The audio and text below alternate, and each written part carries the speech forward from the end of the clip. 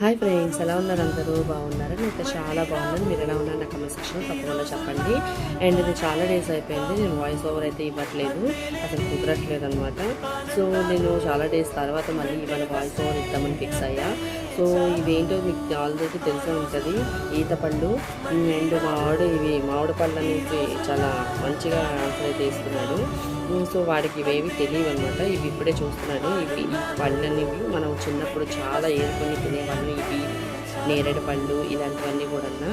So ఇప్పుడున్న జనరేషన్కి తెలుసో లేదో నాకు తెలియదు, కానీ ఇవి ఖజూర్ జాతికి చెందినవే. అంటే పేద కుటుంబంలో ఖజూర్ తింటారు కదా, అలాగా అనమాట. గరీబ్ ఖజూర్ అనేసి.